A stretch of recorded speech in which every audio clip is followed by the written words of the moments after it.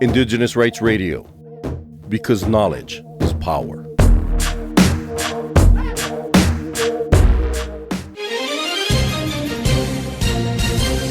You are now listening to Cultural Survival's Global News Bulletin. Starting news from Canada. The Kiwatin Tribal Council, which represent 11 First Nations across northern Manitoba, one of the provinces of Canada, has decided to pursue self-determination after meeting in Winnipeg over the last week. These Indigenous communities have faced decades of poverty and abandonment from the different levels of the Canadian government. With the current health and addiction crisis, these communities have decided to recover and exercise their Indigenous system of government to give attention to their needs and development. The bands are also concerned about the provincial and federal governments making deals with mineral companies without getting consent from the First Nations. So far, 6 First Nations in Canada have signed self-governance agreements with the Government of Canada.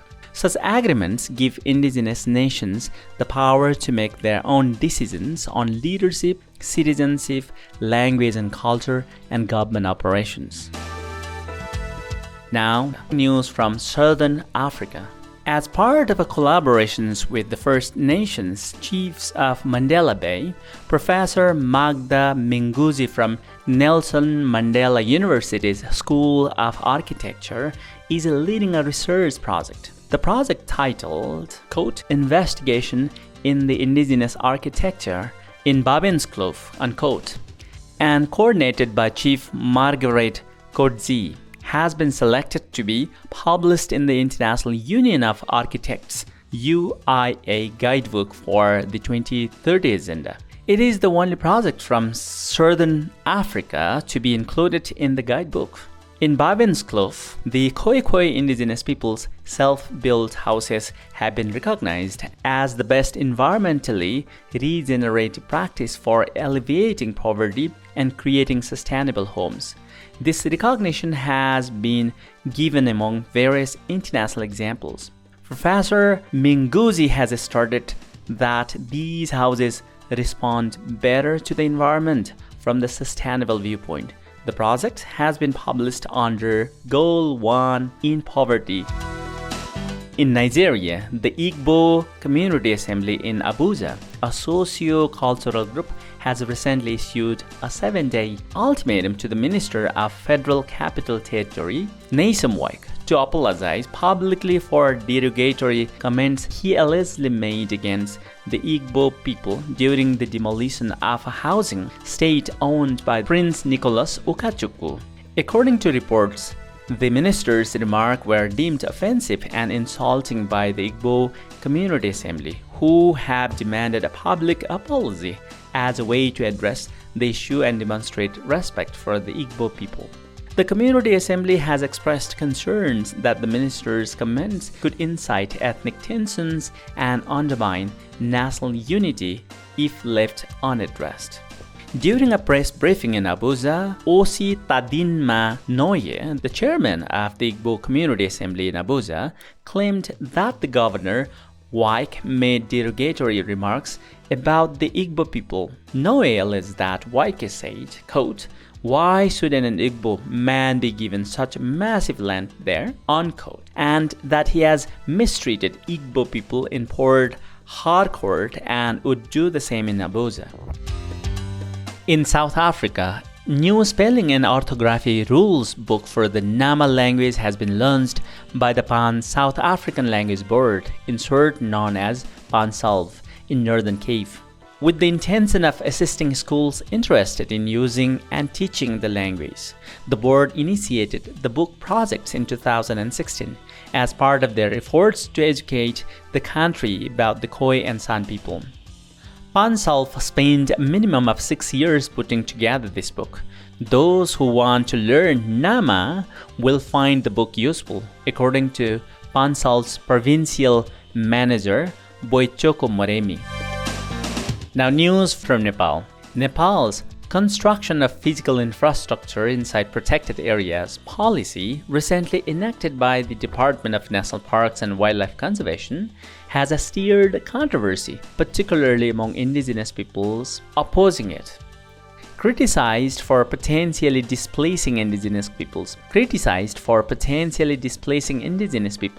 from their lands, the policy favors profit over environmental conservation and indigenous rights, permitting projects like hydropower plants and resorts in the protected areas. This underscores the challenge of balancing economic growth with environmental preservation.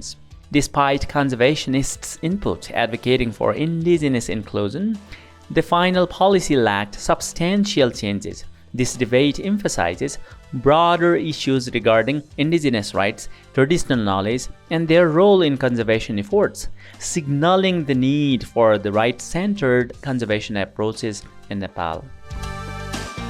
In Vietnam, two Khmer Krom activists in Vietnam were recently sentenced to prison for distributing books about indigenous rights, facing charges of abusing democratic freedoms. Huang Chuang, 38, received a 4-year sentence, while Tat Chong, 37, got 3.5 years. The conviction followed a similar case last month involving Da Ming Chong. The activists were accused for sharing the UN Declaration on the Rights of Indigenous Peoples and posting content critical of the government on social media. Critics argue that the charges are a means of suppressing dissent and violate civil and political rights. Human rights groups like Civicus and Human Rights Watch have condemned the convictions as unjust and part of the broader pattern of government repressions in Vietnam. In India, a recent genetic study on the Thai home community of Assam reveals a closer genetic connection to the indigenous Khasis of Meghalaya and the Kusunda indigenous peoples of Nepal than to their original Thai ancestry. The Ahoms, historically originating from Thailand and led by Cholung Sukalpa, migrated to Assam and integrated into the local culture over centuries. The study, conducted by Ancient DNA Lab at BSIP, analyzed blood samples and found significant genetic links to trans-Himalayan populations, indicating a departure from their Thai origins. The research published in Human Molecular Genetics highlights Northeast India's role as historical migration hub, shedding light on the complex genetic makeup of region's diverse populations. News from Indonesia. The recent election of Prabowo Subianto as Indonesia's president-elect has raised hopes for the ratification of the Indigenous Peoples Bill. The country, home to 2,565 indigenous communities, faces challenges in protecting their rights amidst ongoing resource extraction projects. Previous governments have failed to prioritize indigenous people's concerns, leading to environmental degradations and marginalizations. The Indigenous Peoples Bill, proposed in 2009, remains unratified despite promises. Prabowo's administration must prioritize this bill upon taking office to address issues like deforestation, marginalizations, and electoral participation faced by indigenous communities. Civil society efforts and government initiatives such as Indigenous Schools and Nusantara Fund show some progress but require concrete legal recognitions and protection of indigenous rights. Now, news from Argentina. Roman Elisa Gaitian, leader of Atacamaño community in Altiplano, has raised concerns about the drying up of a river attributed to lithium carbonate productions. Located in Catamarca, within the Hombre Muerto salt flat, the area sees nearly 30,000 tons of lithium carbonate produced annually by US and Australian companies now merged into Arcadium lithium mining. Over 26 years, these companies have escalated productions significantly in the last decade due to soaring international lithium prices, resulting in massive profits. Gaitian emphasizes their stance, stating, quote, "We are not against progress. We just want them to do things right, because this is how they are destroying us," unquote. In Mexico, Palemon Vasquez Cajero, a dedicated leader and activist for indigenous education, was tragically murdered in Santa Elena, Camaltepec, Osaka. He was also serving as secretary of Izidal Commissariat in the area.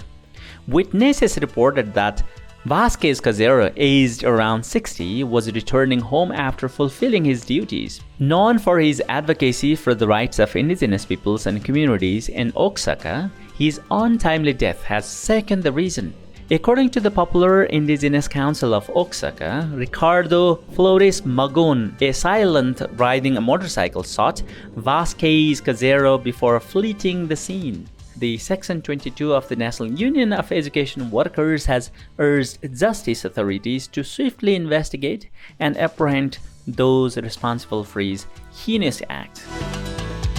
In Panama, representatives of Panama's Nogbe-Bugle indigenous peoples have given a central government an ultimatum demanding fulfillment of promises made over 7 months ago. They announced plans for protest, including closing the Inter-American Highway in Chiriquí province. The protesters demand that commitments regarding road construction projects negotiated previously be honored, highlighting that promises have only remained verbal. The government had pledged $147 million investment in road projects, including building 2 new educational facilities. In their statements, the Nogbe-Bugle emphasizes urgency of tangible actions over mere assurances. In Brazil, on Tuesday, the Amnesty Commission of Brazilian Ministry of Human Rights issued a landmark collective reparations to the Krenak indigenous community. This reparation acknowledges the crimes committed against the Krenak during Brazil's military dictatorship from 1964 to 1985, including torture and persecution. The state offered an apology for these atrocities, specifically those inflicted upon the Krenak in Minas Gerais, southeastern Brazil. The ceremony, led by Eni de Stus, the president of Amnesty Commission, included a symbolic gesture of humility as she knelt before the indigenous representatives, marking a significant step towards acknowledging and addressing historical injustices. That is all for this edition of Cultural Survival's Global News Bulletin.